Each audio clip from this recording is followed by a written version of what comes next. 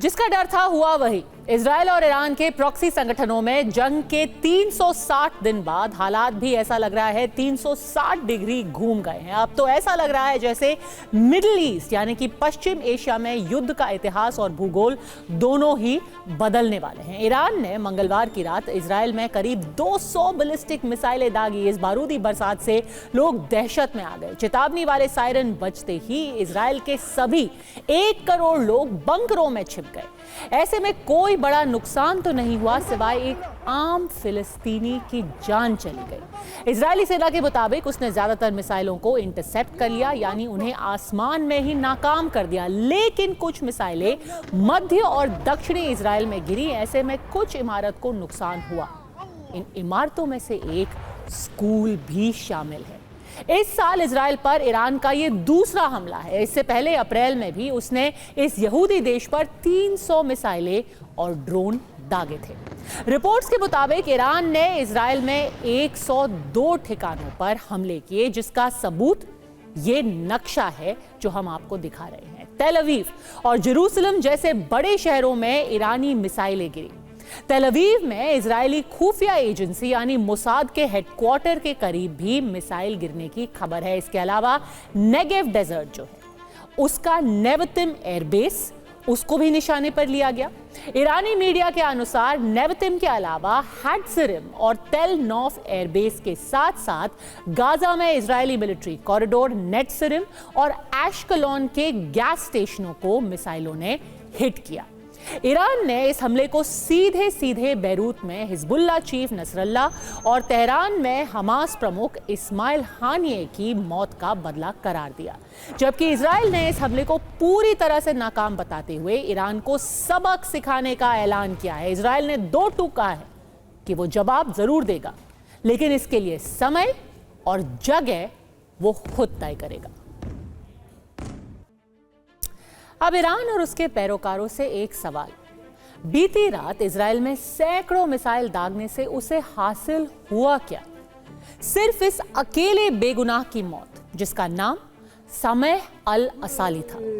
37 साल का असाली एक मजदूर था। उस पर 3 बच्चों की परवरिश की जिम्मेदारी थी। लेकिन मंगलवार की रात ईरान से आई मिसाइल की चपेट में आकर यह निहत्था मजदूर मारा गया। ये वीडियो अब दुनिया भर में वायरल है। सड़क किनारे इस फिलिस्तीनी मजदूर, जी हां, बदला लेना था इजराइल से और चपेट में आ गया एक बेचारा फिलिस्तीनी मजदूर। उसका शव इन तस्वीरों में सड़क किनारे पड़ा हुआ दिखाई दे रहा है। इसके पास ही मिसाइल का एक टुकड़ा भी है जो इसकी मौत का कारण बना।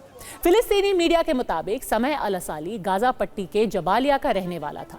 वो इन दिनों वेस्ट बैंक के एक रेफ्यूजी कैंप में रहता था। न्यूयॉर्क टाइम्स की रिपोर्ट के मुताबिक असाली बीते साल 7 अक्टूबर से ही इजराइल में फंसा हुआ था। असाली की मौत से अब उसके 3 बच्चे अनाथ हो चुके हैं। ऐसे सवाल ये भी है कि 200 मिसाइलों के बदले इस एक फिलिस्तीनी मुस्लिम मजदूर की मौत से ईरान को क्या मिला? और हमला सिर्फ आसमान से ही नहीं किया गया था। जिस वक्त इजराइल पर ईरान मिसाइलों की बौछार कर रहा था, उसी समय इजराइल के दूसरे सबसे बड़े शहर यानी तेल अवीव में 2 बंदूकधारियों ने सिविलियंस पर हमला कर दिया। तेल अवीव के जाफा इलाके में 2 हमलावर ट्राम से निकले और अंधाधुंध गोलीबारी करने लगे। इस हमले से अफरा तफरी मच गई। जो तस्वीर आप देख रहे हैं अभी, ये उन्हीं हमलावरों की है। लोग जान बचाने के लिए इधर उधर भागने लगे। काफी लोग अपनी जान बचाने में कामयाब रहे, लेकिन 7 ऐसे भी थे जो गोलीबारी की चपेट में आकर जान गंवा बैठे। इजरायली पुलिस ने इसे एक आतंकी हमला बताया है। अब हमास ने इसकी जिम्मेदारी भी ले ली है। पुलिस के मुताबिक हमलावर फिलिस्तीनी थे। इनमें एक 19 साल का मोहम्मद मैसेक था तो दूसरा 25 साल का अहमद हिमोनी था। दोनों को मौके पर ही मार गिराया गया। पर इन दोनों हमलावरों को आखिर मारा किसने? आइए आपको अब उस आदमी की कहानी बताते हैं जिसने निहत्थे नागरिकों पर गोलियां बरसा रहे इन 2 फिलिस्तीनी आतंकवादियों को ढेर कर दिया। इस आदमी की कहानी से आपको अंदाजा हो जाएगा कि कैसे इजराइल और उसके लोग हॉस्टाइल पड़ोसियों से घिरे होने के बावजूद अभी तक अपने आप को बचा पाए हैं।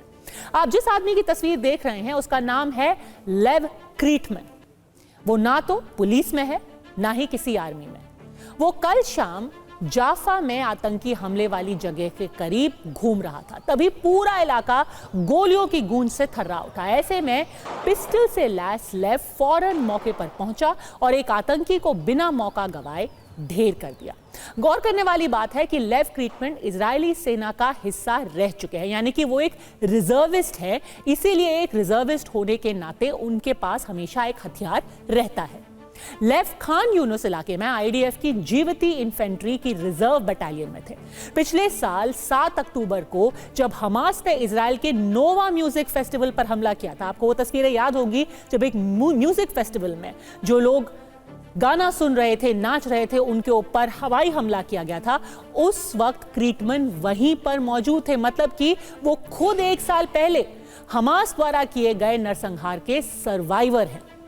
अब वो एक एनजीओ के लिए काम करते हैं। इजराइल इस वक्त कई मोर्चों पर जंग लड़ रहा है। उसकी सेना लेबनान में हिजबुल्लाह और गाजा में हमास से लड़ रही है, तो लेव क्रीटमैन जैसे आम लोग जाफा जैसे आतंकी हमलों को नाकाम करने में जुटे हैं। अब जाफा टेरर अटैक में मारे गए 7 लोगों में अब तक 6 की पहचान हो चुकी है। जब ईरान ये बात करता है कि वो इजरायली सरकार या उसकी सेना से बदला ले रही है, क्या ये हमला सेना या सरकार के ऊपर था? नहीं, ये सब के सब निहत्थे थे, ये सब के सब सिविलियंस थे। और इन सब में सबसे दर्दनाक कहानी है 33 साल की इनबार सेगेव की, जिनकी तस्वीर आप अभी देख रहे हैं। जिस वक्त दोनों बंदूकधारियों ने गोलीबारी शुरू की, उस वक्त इनबार की गोद में उनका 9 महीने का बेटा था। गनीमत ये रही कि बच्चे की जान बच गई और उसको अस्पताल में भर्ती करा दिया गया है। जाफा मास शूटिंग में 30 साल की शहर गोल्डमैन की भी मौत हो गई। शहर एक डांसर थी और 1 साल पहले ही उनकी शादी हुई थी। फिलिस्तीनी आतंकियों की अंधाधुंध गोलीबारी में 40 साल की नादिया सोकोलेंको को भी उनकी मौत हो गई। इसके अलावा जॉर्जिया के इलिया नोसादेजे भी गोलीबारी के शिकार हो गए, यानी कि कुछ इजराइल के रहने वाले थे और जॉर्जिया के रहने वाले 2 लोग भी आतंकियों की गोलीबारी के शिकार हो गए। इनकी उम्र 42 साल की थी। अब आपको बता दें 5वें मृतक के बारे में, जिनका नाम है जोनास क्रॉसिस। वो 26 साल के थे और जोनास ग्रीस मूल के इजरायली थे। वो तेल अवीव में आर्किटेक्चर की पढ़ाई कर रहे थे। 6ठे मृतक का नाम रिवाइटल ब्रॉन्स्टीन था। उनकी उम्र 24 साल की थी। फिलहाल 7वें मृतक की पहचान अभी तक सामने नहीं आई है। इनके अलावा करीब 16 लोग इस हादसे में जख्मी भी हुए हैं। पहले तेल अवीव में आतंकी हमला हुआ, 7 निर्दोष लोग मारे गए। फिर इजराइल पर ईरान ने मिसाइलों की बरसात की, इसमें एक फिलिस्तीनी मजदूर मारा गया। लेकिन जरा देखिए, इसका जश्न कैसे अलग अलग देशों में मनाया गया। एक गरीब की मौत हो गई, एक निहत्थे की मौत हो गई और लोग सड़कों पर निकल करके आतिशबाजी कर रहे थे। ईरान में तो संसद से सड़क तक इजराइल पर बारूदी हमले की खुशियां मनाई गई। इराक में भी ईरान और हिजबुल्लाह समर्थकों ने इजराइल पर 200 मिसाइलों से हमले को सेलिब्रेट किया। इतना ही नहीं, गाजा पट्टी में भी फिलिस्तीनी लोगों ने यहूदी देश पर मुस्लिम मुल्क ईरान के अटैक को किसी त्योहार की तरह ही मनाया। इसके अलावा टर्किश टीवी चैनल पर लाइव टेलीकास्ट के दौरान, जी हां, टीवी स्टूडियो के अंदर लाइव टेलीकास्ट के दौरान मिठाई बांटी गई। जंग कहीं भी हो बेहद दुखद है, मौत किसी की भी हो अफसोसनाक है, लेकिन डबल स्टैंडर्ड देखिए। इजराइल के हमले में हिजबुल्लाह चीफ हसन नसरल्लाह मारा गया तो ईरान में मातम मनाया गया। ईरान ही नहीं, नसरल्लाह के हमदर्द देशों में राष्ट्रीय शोक का माहौल था। लेकिन अब इजराइल में ईरान ने हमला किया, इसमें किसी इजरायली नहीं बल्कि फिलिस्तीनी गरीब मजदूर की मौत हुई है।